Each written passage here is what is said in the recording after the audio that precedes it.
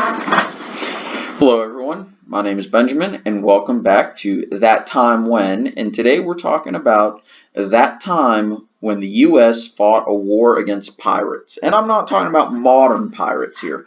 I'm talking about swashbuckling, well, I'm pretty sure everybody's seen that Sam O'Nella video saying, where he goes through a swashbuckling blah blah blah blah blah blah blah pirate. This is the golden age of piracy we're talking about, towards the trail end of it. And we're talking about essentially real Pirates of the Caribbean. What the hell was that? Something.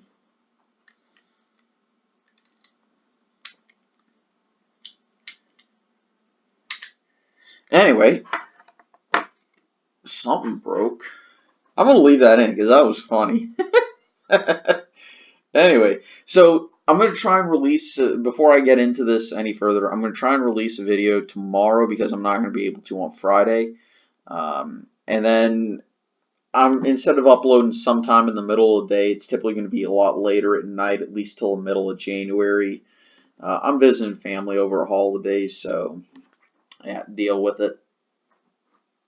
Anyway, so that time when the U.S. fought a war against actual pirates, and these were actually the Barbary Wars. So to explain the situation of why we had to fight a war in North Africa in the early 1800s, you have to understand what was going on with shipping. You have to understand what was going on with just about everything else in the era, trade, how politics worked in the Mediterranean. So as quickly as I can summarize it, the Barbary states of Tripoli, Algiers, Tunis, they all, while they weren't pirate states and pirate kingdoms, which there was actually a thing in the Caribbean that there was a nation that was ruled by pirates in the Caribbean. Yes, that's actually a thing that happened. These states instead kind of sponsored piracy as a way to get revenue from trade that they didn't always receive. And the way they did it was they would say, hey, you've got a shipment coming into the Mediterranean. So, we want you to pay tribute and, and we won't attack any of your ships for a year. Sound good? Good. So, it was essentially appeasement. You would pay them off, and for that, the period agreed upon, they wouldn't allow pirates to attack your ships. Of course, nations that refused to pay, pirates would attack them. And of course, give some of the profits to the Barbary coast. Well, needless to say, America has never been big into appeasement. So Thomas Jefferson, I decided to label, I'll probably center it, but Thomas Jefferson decided that he's going to establish what has now become U.S. foreign policy, and that is, we do not negotiate with terrorists. Now, he didn't use those words, but he stopped paying the Barbary states and the Barbary coast to not pilfer his ships, or not his ships, but American ships. Did this work? Well, it did show that we weren't afraid. However, we also have to recognize that it did cause a war. And, well, what happened? Well, I think everybody knows about, by the way, this is just an image of what a Barbary pirate might have looked like. Pretty awesome, if I do say so myself. They probably had guns as well. Actually, more than likely they had guns. Weren't just armed with bows, arrows, and swords. But overall, that was addressed similar to how they would have looked. And again, they would have had a rifle or a shotgun or a blunderbuss or something like that. So when I say shotgun, understand I mean blunderbuss. They would have had blunderbusses, rifles, pistols, that type of thing. So this is the region we're talking about, okay? And if you look at the right-hand side of the screen, or the right-hand portion of the video, you'll see Tripoli.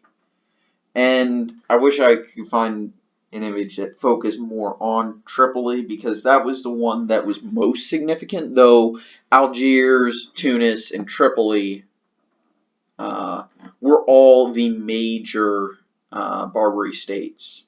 And we did actually fight wars with all of them. And Tripoli was the most significant one, so significant, in fact, that it's actually recognized in the Marine song, from the halls of Montezuma to the shores of Tripoli. Yes, that Tripoli. And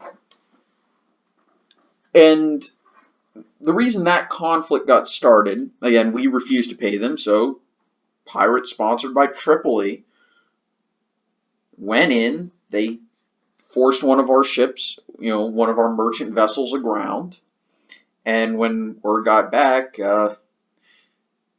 people said, yeah, we're gonna go ahead and fight that, and Jefferson ordered the Navy and the Marines. The Marines actually still are part of the Navy, by the way. Marines hate that, though. Marines do not believe they're associated with the Navy under any circumstances. But in all seriousness, the Marines were the ones who did the legwork, because they were the only ones anywhere near the area, and they were able to get back some of the lost merchandise and protect the merchant vessels. And we later kind of took over Tripoli for a time, if I'm remembering my history correctly. But the U.S. in the end did win, but it's kind of that weird episode in history. It's like, wait, we fought an actual war. I think there was even a congressional declaration of war against the Barbary states. But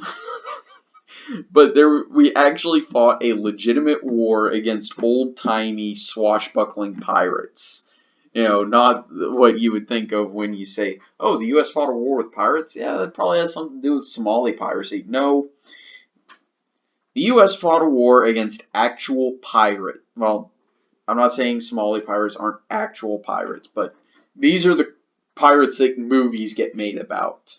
The romanticized pirates. And it's just kind of that, it's like, wait, what? That was a thing that happened, I guess. But in all seriousness, this was a major stepping stone for not only U.S. foreign policy, but it kind of told other nations that, hey, you don't have to pay off these pirates and these in the Barbary states either. And here's why. If the U.S., a nation that isn't even 50 years old, with kind of a ragtag military that is, for a large portion of people, self-supplied. I mean, yeah, the government helps in with some major purchases like cannon and ships and stuff like that, but for small arms, most people were self-supplied and at least self-trained, other than basic military discipline, which would be handed down from the officers. And you look at it, you're like, if those people can fight state-sponsored piracy, what about us with full-time professional militaries? We shouldn't be paying these nations off either. So we actually affected foreign policy regarding the Barbary states, not just for the United States, which would later become just general foreign policy.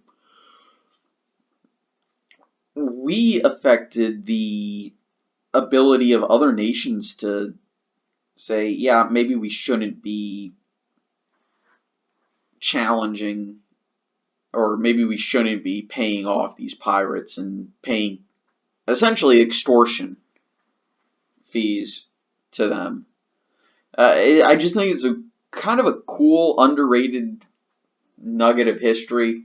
I, as always with this series, I encourage you to do a little bit more deeping, a little bit more deeping, yes, a little bit, some more deeper digging and some research on your own, just so you can learn some of the crazy stuff that happens. Because I'm trying to keep these short and just, oh, that happened, you know. But yeah, so the Barbary Wars, that time when the U.S. fought a war against pirates. Anyway, take it easy. Have a nice day. I'll see you guys next time. Bye.